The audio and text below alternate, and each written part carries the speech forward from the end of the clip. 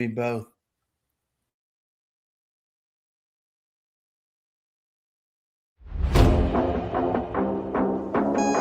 All systems go. Clear for liftoff.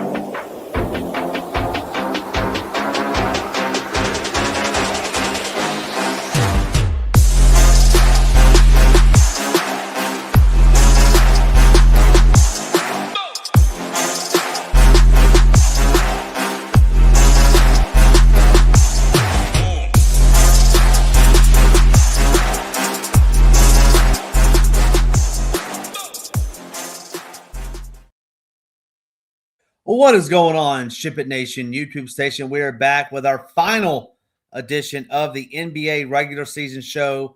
Regular season ends on Sunday. This is the last, I'll call it, weeknight version of the NBA show. Matt, it's been a grind, man. It's been a long, 3 or 4 months. They got another 7 or 8 months that they'll play in the playoffs, it feels like. But, man, it's been a great season. How's your week going? Happy Friday.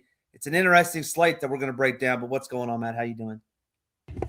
Yeah, week's going good. Always happy to be on this show with you so I can just dunk all over your face with some more Tolu Smith, Dylan Cardwell. I mean, name your flavor, whoever it might be tonight. Can't wait to get to that guy. I don't even know who it's going to be.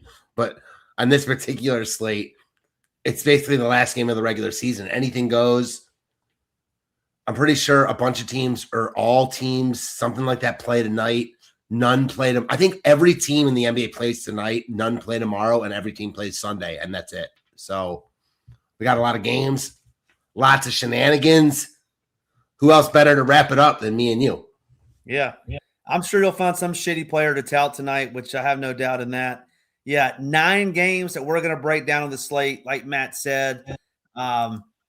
There are some other games that aren't on the main slate. The big contest on DK is 20,000 up top. And speaking of 20,000 up top, my boy Matt in the late night streets at MLB last night shipped him 20K. So Bellman, congratulations to you, 20K. You were sound asleep when old former Red Sox great Xander Bogaerts went granny late at night. How did that feel when you woke up this morning and saw your bank account 20,000 richer? Yeah, as I was telling you, I was like in and out. I was asleep, but other things had me awake, so I didn't like see the grand slam, but I saw it shortly after, and I was pretty surprised. I realized in the morning they walked 2 guys before to get to him. I didn't even realize that like a grand slam like that would push me into first. So sometimes the luck just goes your way. Felt good though. Hopefully can parlay it into something bigger tonight. Not in the NBA streets because they don't have contests like that, but in the MLB streets, which we'll have a show at 5 for you guys. But yeah, man, coming off a nice night last night, so feeling good. Yeah, good. You've been on the doorstep, and I saw that Xander was 7% owned, and I'll call it a night slate, smaller slate. So that was awesome to see you leapfrog a bunch of people. But let's say hello to some people in chat. We got my guy Nate, David, Jose. We're here, Jose. Sorry for being a little late. Deacon, Parabay, as always. Our guy Nades, who, as Matt alluded to, will be on with my man Title here in 49 minutes. So make sure you're turning into the MLB show. Mr. Klein, Money Maj talking about Big Tolu Smith. Scott's here. Hello. So you told me something I didn't know, and that was Tolu Smith signed a 2-year deal with the Pistons, a full contract to be with the Pistons next year? He did. Yeah, so the more you know, I guess, right? Yeah. Well, let me ask you this, because I know people have been asking me. True rags to riches story, I guess. People have been asking me all over Twitter, all in our Discord, is they want to know from you, who's going to be in the Hall of Fame first, Dylan Cardwell or Tolu Smith? We'll get into the first game, and it's quite the doozy that we're going to get into. We got the Pistons taking on the Hornets, my guy, Sion James, Con Knipple. I do have to ask you one serious question. Is how shitty of a coach is John Shire to have Cooper Flagg, Con Knipple, and all those other people on Duke, and they couldn't even win a national title last year? I was thinking about that the other day. It's like, man, he had those 2 guys doing this in the NBA, and they couldn't win. But, man, anyway, Pistons. Looks like Cade Cunningham is going to be back. I think this is his first game back, if I'm not mistaken. Locked up that number 1 seed. The Pistons did, taking the Hornets, who the Hornets will be in the playoffs, Matt, which we weren't expecting that at the beginning of the season. But talk to me a little bit about this one. Pistons at Charlotte. Yeah, so Cade has played. Has he? Okay. Yeah, he returned on Wednesday, so this is his second game. As far as this game goes from a DFS perspective, I don't think there's a ton here. Cade back has kind of nuked the Pistons, obviously. Guys that you were getting to before, you're just not getting to now. With so many games on this slate, with guys so appealing, like it's hard to prioritize anything here. LaMelo at 8,800, I think would be the best play. You're going to have money to spend. So that's the best case for LaMelo. There's a lot of good guards on this slate, but certainly a ton of value. So I don't hate, playing an 8,800 LaMelo here, but if I'm playing one lineup, I don't think I get to anything personally. I don't know if you see it different or probably similarly, I would guess. Yeah, similarly. I mean, Duren at 8,100, it would kind of be where I'm at. He's been a man child. Cade's been out for a majority of that, but I think he could have his way with Kalkbrenner and Diabete. So I don't mind Duren. If you want to pay 8,100 is a steep price to pay for center. But like you said, with Cade coming back, it kind of takes away some of the upside for your boy Dennis Jenkins, or however you say his name. And then Tobias Harris and Asar just don't do enough for me. Then on the flip side, yeah, you said it right. LaMelo or bust for me. Just kind of look through here. Miles Bridges, 6,000, maybe sticks out a little bit. I don't hate that. He's playing right around 30 to 35 minutes. So I don't love a whole ton, but Miles Bridges, if you wanted to get different, or Duren on that side, maybe some ball as well, but not much there. Not much there. We can move to the next game where I think we'll have some more interest here as the Heat have a 130-point game total up against this Washington team. I don't want to beat a dead horse with what Adebayo did to them a long time ago, but opposing big men, opposing centers all season long have destroyed this Washington team. It should be much more of the same tonight. You will get Alex Sarr is out. Tyler Hero is out in this game. Norman Powell, I believe, is listed as doubtful for this game, so you're probably not going to get Norman Powell in this game as well. And then a slew of other folks for Washington out, with Vukovic out, Champagny.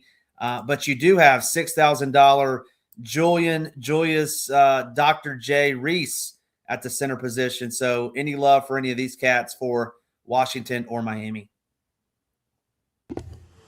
Yeah, you definitely got to have love for Miami here, especially with Hero not playing. They look really, really good here. A couple guys look like potential core plays. Obviously, there's going to be a lot of good plays on tonight's slate with so many games, but Bam himself, expensive, but he should just smash here. So for all the reasons that people liked him in that game where he dropped, what was it, 83 points? 83, yeah. How many? 83? Okay. Like 45 free throws or something silly. And he was crazy chalky that night in DFS too. So, even before that, obviously people realized that this was a great spot and, he should smash. So he should smash here too at 9,300. I don't think you have to play him, but he looks good.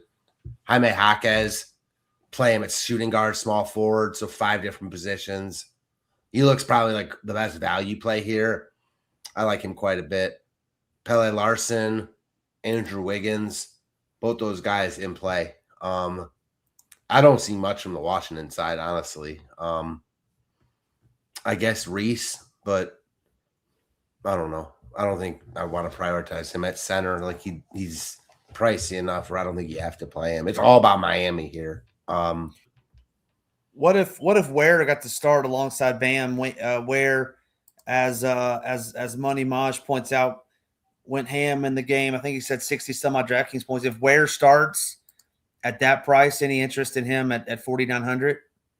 Yeah, definitely. I think you can play Ware for sure. I think you can play him no matter what. He's in a great spot. Everyone on Miami that's going to get major minutes is in play here, and he's no exception. Simone Fontecchio, 3,300, also viable. So any Miami guy that's in the rotation you asked me about is in play. What about does Miami's currently the 10 seed, if I'm not mistaken. Does it matter if they get to the 8 or 9 seed? Or I mean, I understand how the plan works, but like how badly do they want to? They got to win 2, and the Sixers and Hornets have to lose 2. How much do they care about getting to the 8 or 9 seed? I'm trying to look right now to see if this game matters for them. I'm not sure. Okay. Yeah, because they're the 10 seed. Like I said, they're 2 games back currently, and they may even not have the probably going to tiebreaker. be the 10 seed then if they're 2 games back right now with 2 to play. Yeah. So I guess they would have 2 chances if they were the 8 seed, they would have 2 chances to get in. The 9 seed or the 10 seed, they would just have 1. Right? Yeah, for sure. Because so yeah, I don't know if this. Yeah. Anyway, yes, we can look it up as we go, but that's just something that came to mind because, Scott says they're the play-in team. Playing a home game, a home playing game definitely matters. Yeah, I would agree with him. And the Heat aren't. Well, I said you said that. Then they got to the finals a couple of years back as the 8 seed, but they're probably not making much noise this year with them being banged up like they are. But in any event, too much time on this game. Play the Heat. Don't play the Wizards. Here's what they have. The Heat are locked into the play-in tournament. They're locked into the 10 seed if they lose or if the Hornets and 76ers win. They hold the tiebreaker over the Hornets and 76ers, and they lose the tiebreaker over Orlando and Toronto. They don't control their own destiny, obviously, and they play Atlanta on Sunday. So they could finish with the 8 seed. They obviously want to win this game. I mean, badly. Okay, Washington wants to lose it. So the point is, they definitely want to win this game. Expect their guys to play major minutes, obviously, unless the game gets way out of hand. So Miami is in it to win it tonight for sure. They're scoring over 130 points tonight. I can give you the ham guarantee on that. They're scoring over $130 against. I don't even know who Jameer Watkins is. Yeah, so I'm gonna get some action in on that. Yeah, over Heat 130. Yeah, so the best they can do is the 8 seed. They have to win both. Charlotte and Philly have to lose both, or one of them has to lose both. Then they win the tiebreaker. But 8, I think, is the only one that you get a home playoff game. All right, let's move on to the next game. Should be a decent life rule game, I guess. Even though I think that Donovan Mitchell was out in this contest, if I'm not mistaken. Check me on that, Matt, if I'm wrong in saying that. But you have the Hawks taking on Mitchell is out, taking on the Cavs in Atlanta. No Jared Allen, no Donovan Mitchell, no Jock Landale for the Hawks. Talk to me through this game. Jalen Johnson, 10-5. Any love, any interest for anybody on these teams? Any love for anyone on this team? Yeah, definitely guys in play here. Harden at 8,600 with no Mitchell. Price is falling, and now you got Donovan out. So him and Mobley, 2 guys that are definitely in play here. Mid 8K price points for these guys with Mitchell out looks really appealing. I don't think either of them fall into the category of like must plays. Harden would be closer than Mobley, but again, there's so many good guard plays. It's hard to say he's like a must play on this slate. I do like him. The Cavs don't really have much incentive to win. I'm pretty sure Atlanta does. Well, it looks like the Cavs will be the 3 seed or the 4 seed is where they're going to fall. Yeah, they want to be the 4 though, because the 4 has Detroit in the second round, and the 3 has Boston. So I don't think they're really pushing for the 3, and New York's going to lock that up anyways. So they're pretty locked into the 4. Atlanta, they could finish with the 5 seed, or if they lose both with tiebreakers, they could finish all the way down to number 9. So yeah, they're playing to win tonight too, for sure. So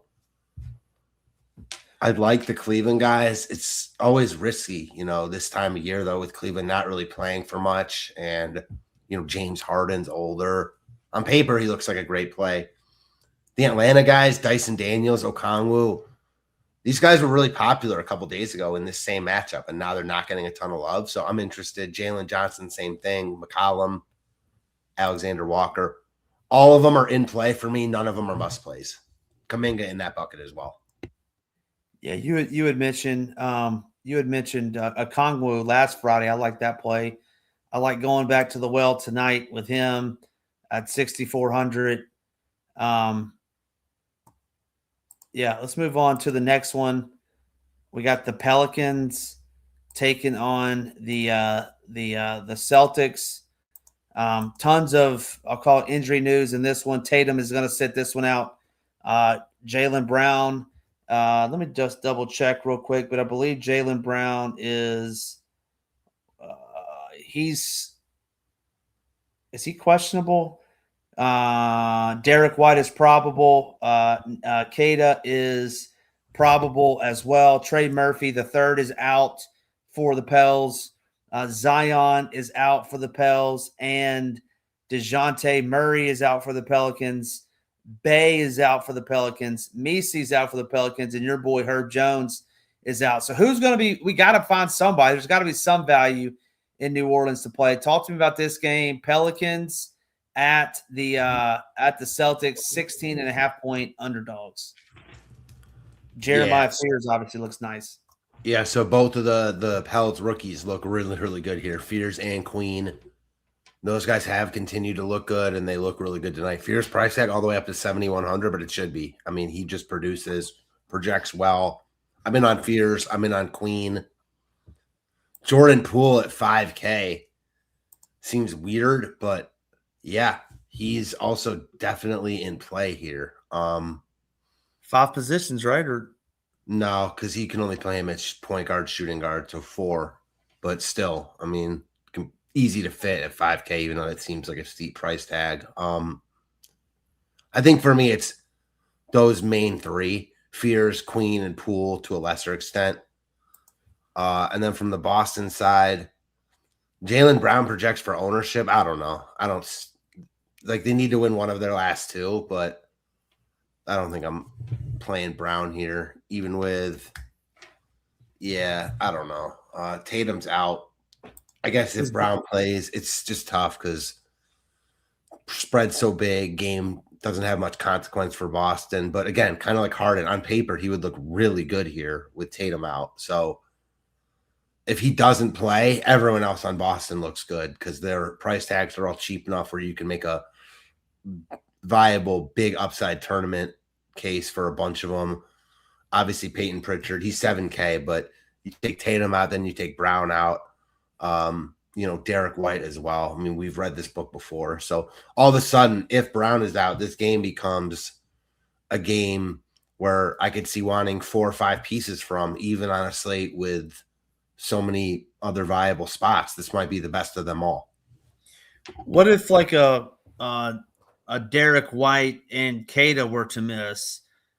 Do you like? I think those guys are probable. So you don't think they're going to? Okay. No. All right, fair enough. Yeah, Poole, he shot it 23 times last game. I mean, they don't have anybody else to play. You're going to play your boy Jake Peavy at small forward. No, thank you. Hunter Dickinson, guys, horrendous. So yeah, give me some Poole and Fears. I'm with you on that. Anything else in this game? I don't think so. Just that, like, if Brown is out, everything from Boston opens up, like the Jordan Walsh's of the world. It's just such a good spot. New Orleans is so bad defensively. So, yeah, a lot to like here. Potentially even more to like. Yeah, let's move on to the next games. I think we're going to like some guards in this one as well. Got the 76ers, no Joel Embiid, taking on the Pacers, who've hung it up. They hung it up a long time ago, but 15.5-point spread. Tons of injury news in this one. Like I said, Embiid is out. Siakam and Nembhard are out for the Pacers. Jarris Walker's listed as questionable. My guy, TJ McConnell, no go tonight. He's been out for quite some time, but no Embiid, which we know Maxi's usage when he's out. No Siakam, who's a big piece of that puzzle as well. Talk to me about this game. Philly at Indy. I know people in the chat love to talk revenge games, Matt. we got a revenge game. I know it was like 17 teams ago, but PG-13 returning home to where it all started. Talk to me.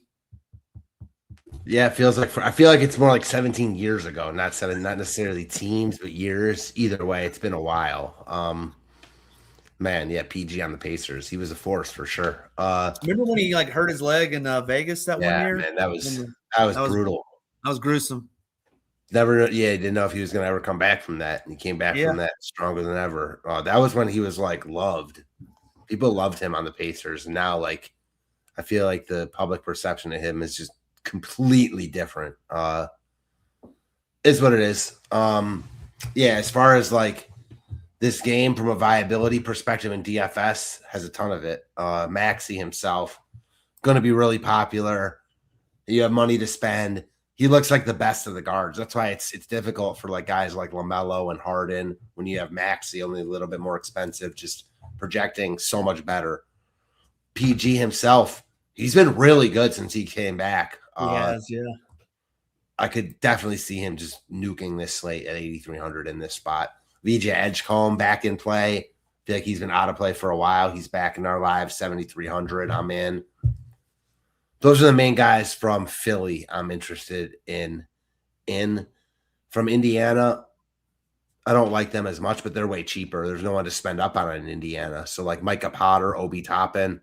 Yeah, I can get on board with both of those guys as spend on options. But the priorities in this game are going to come from the Philly side.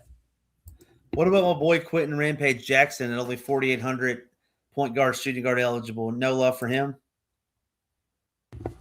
I don't hate it, but just a tough, like he projects okay, but it's just so tough with how many good guard plays there are on this slate. On a lot of slates, he would look better, but on this slate, I think he's just a guy with upside though. So it's not like I don't like him, you know? Yeah, Harden's projected for 44, Maxey's for 50, almost 50. I don't know, man. I like Harden, all the things he does besides scoring, but I'll have to take a look at that. Be a good pivot. What's the ownership? 31 versus, you're almost getting him at half the ownership. Anyway, next game up on the slate, one we've talked about quite a bit in terms of playoffs, where teams are going to land in the East. No major injury news to report that I'm seeing right now. You got Quickly that's been out for quite some time for the Raptors. Mitch Rob's been out as well. He's not playing for the Knicks. And then Colin Murray Boyles is out for the Raptors as well. But from what I'm seeing, pretty healthy squad. Should be a decent game, Matt. 6.5 point total, 122 point spread. Talk to me about this game. Raptors in the Garden. Did I lose you? Nah, it was my fault. I had my mic on mute. Sorry about that. Rare mistake over here, but I apologize. So this game is viable from a perspective that's going to be a competitive game. At least it should be. Price tags are up there, though. Like it's with everyone healthy, Brunson at 94, Towns at 92. I don't know. You got healthy squads here, which is kind of different for either of these teams. Mitchell Robinson being out, I guess, helps Towns. Maybe gives him a little bit more minute equity. I don't think I want to go dumpster diving on the Knicks, though, with him being out. I think this game is better from a real-life perspective than a DFS perspective, personally. Yeah, I agree with you. I'm trying not to die over here. Took some water and went down the wrong tube, but we'll go on to the next game. Magic taking on the Bulls. We won't make the same comment that we made last Friday night that you missed, but should be a decent game, I guess. Bulls played last night. Trey Jones was popping, so you don't have any Giddey tonight. Don't have any Anthony Simons. Yabusele left that game in the middle of the game. He's out. No Nick Richards, so we're down some bigs. We're down some bigs for the Bulls. Leonard Miller, I believe is his name, played really well last night. But talk to me about this game. You got the Magic taking on Chicago. Yeah, so right back to your boy Leonard Miller. 5,300. He's been playing well. Small forward always is a weak position. He projects well. We have him at ship it projected for over 35 fantasy points. So how could you not be in on him at 5,300? I am. He's getting owned, but he should be. So I like Leonard Miller, Sexton, Trey Jones. On this slate, it's hard to get to these guys at their price points. Sexton fills nice positions, but it's a steep tag for him. Like, it's hard to get upside where he's priced now. Same with Trey Jones. Magic are in the better spot. Obviously, they're even more expensive, though. Paolo looks like a nice spend-up option because he's power forward. We like a lot of guards. Under 9K for him. I'm fine with him. He projects well. Jalen Suggs, another guard I like. It's a good spot against a sloppy Bulls team. He's always got upside, and tonight is definitely no exception. Bane has shown upside also recently, so this game has, again, a bunch of pieces I like, but if I'm playing one lineup, I think the only guys that are really viable to make that lineup are Leonard Miller, and then to a much lesser extent, Paolo and Suggs. Maybe Bane because of shooting guard, but probably just Paolo or Suggs. I'm highly disappointed in you that you didn't mention 3-time dunk champion Mac McClung in there at 3,400. You strike me as a Mac McClung guy. No, that's your boy. I know. I didn't have to mention him because I knew you would mention him. That's the only reason I didn't mention him. So, yeah, why don't you talk him up? Yeah, I don't know anything about Mac McClung other than it was doing some crazy dunks in high school. I was always a below the rim guy. I could never get up there. So, hey, man, hats off to 3-time NBA champ, dunk champ, Mac McClung, 3,400. Hey, he played 18 minutes last night or 15 minutes, somewhere around there. So give that man a contract. Let's get him in the association for longer than 10 days. But yeah, no, so, go ahead. Sorry. Look at, I mean, someone already alluded to, but look at that Bulls roster. If they truly only have 8 guys to Lachlan Ulbrich, that is a guy that you would probably know. I have no idea who Lachlan Ulbrich is, and I watch a lot of basketball. Yeah, center for the Bulls. Who is that guy? Where did he go to school? I need to know more about this guy. Yeah, he is not someone that I'm familiar with and his background. I should be, but I'm not. Oh, man, he looks brutal. I don't even know where he went. Someone in the chat. Yeah, he's from Australia. He's from Australia. Okay. Yeah, so he never. So he played at St. Mary's, probably. Nah, he didn't even. He played in the G League. Been in the G League. All right. Well, that's a guy. That's a guy I'd never heard of. We got 2 games left. If you haven't done so already, make sure you hit that subscribe button. Make sure you hit that like button. It helps us out a ton. We got 2 games left, and we got the Stars. They're big at bright, deep at night, deep in the heart of Texas. We have the Mavs taking on the Spurs. Obviously, the big news in this one, Wemby, I believe, has missed the last several games, or maybe missed one game or left midway through it. I think he played, 10, 15 minutes and then left. So he's questionable tonight. Cooper Flagg is also questionable tonight. He has played 30-plus minutes in his last, 10-plus games. So he's questionable. Stephon Castle is questionable.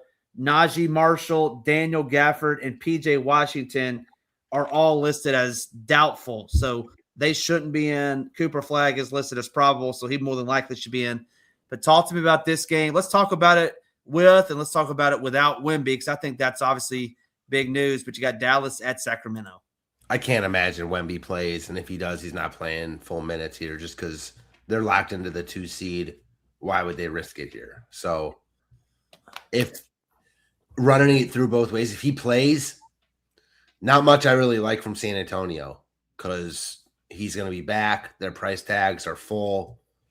You've also got a questionable Stephon Castle here too. I think things will get weird for the Spurs.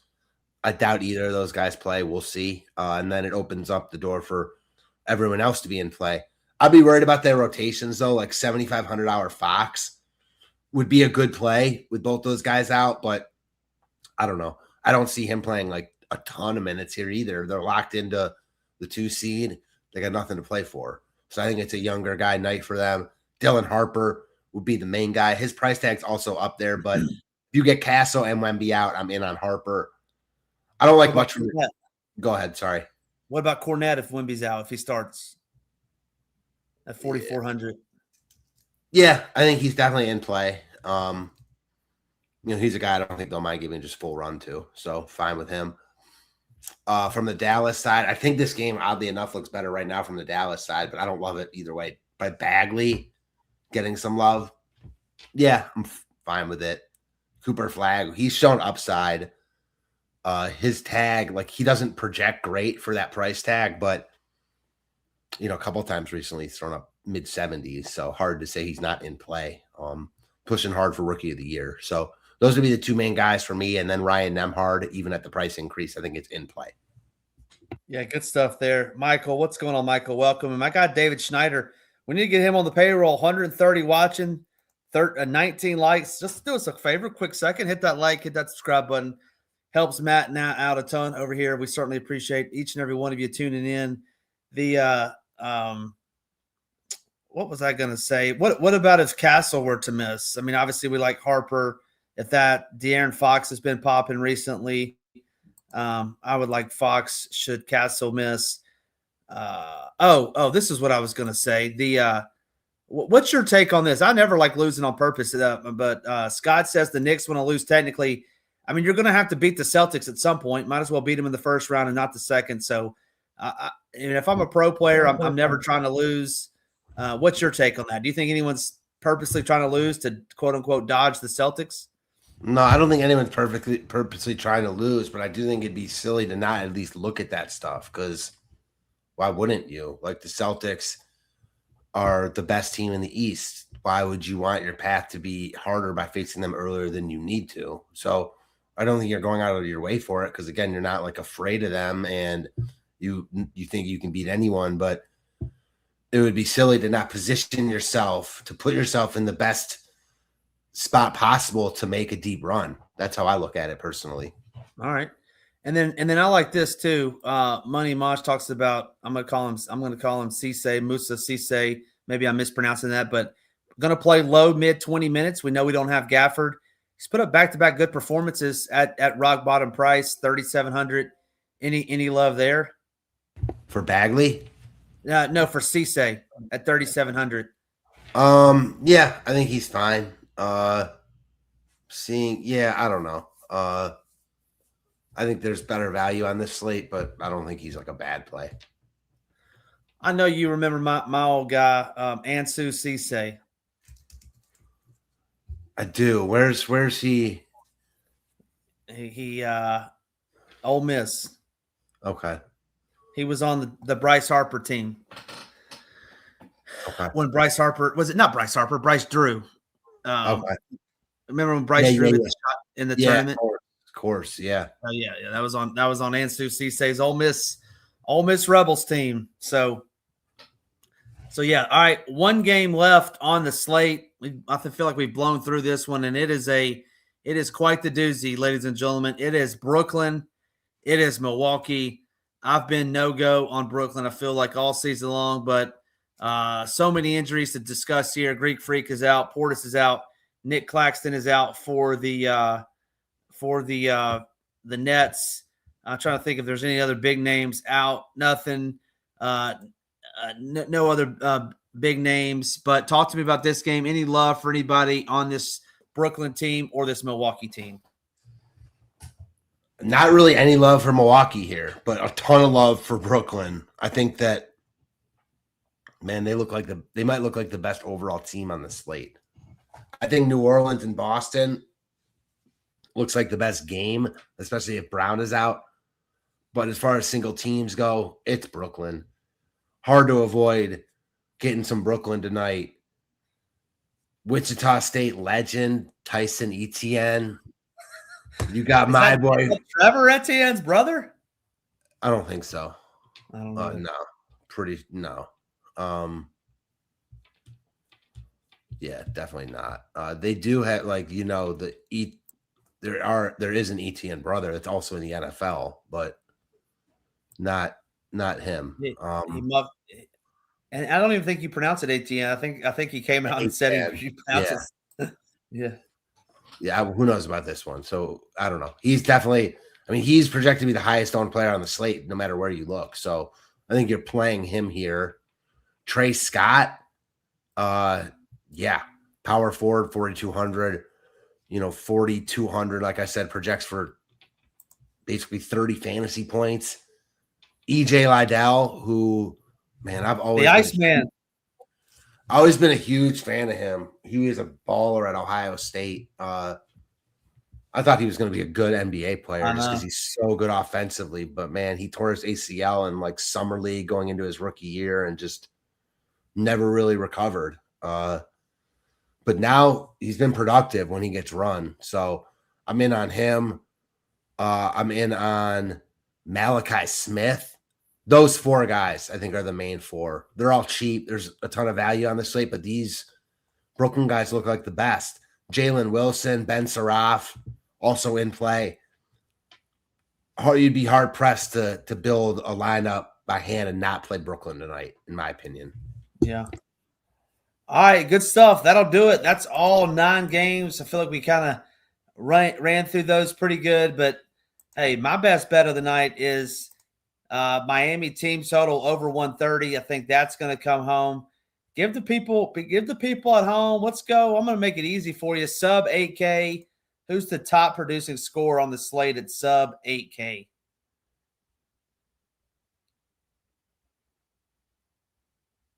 You got to give me a second.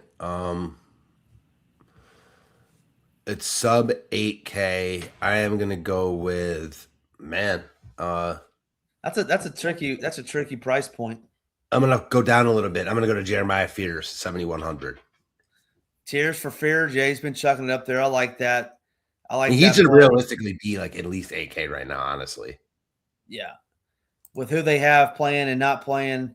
Right, Mr. Klein's throwing in a late Tolu Smith. If you aren't a member of Ship It Nation, head on over there now where you'll see Matt just giving me the business every time Dylan Carwell puts up 8 points, 9 rebounds, 7 blocks. Monster DFS teams.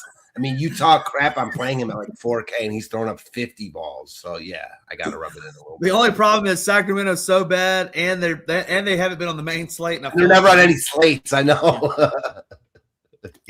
Yeah. So that'll do it for us for this year. Matt, it's been a pleasure doing these NBA shows with you. Are you guys doing any postseason shows? I didn't know if whatever you and Rio decided to do or not.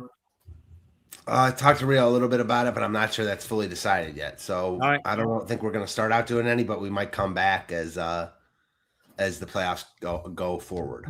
Might come back as the playoffs go, but we won't have any shows, but we will have content up for you every single day of the week that there is NBA. When there's 2 or more games, we'll have some form of write-up.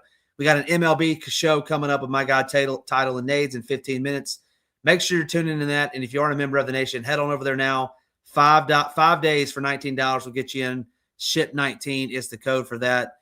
For my guy, Matt, it's been a great NBA season. Good luck out there, nation. We'll see you next year. Just ship it.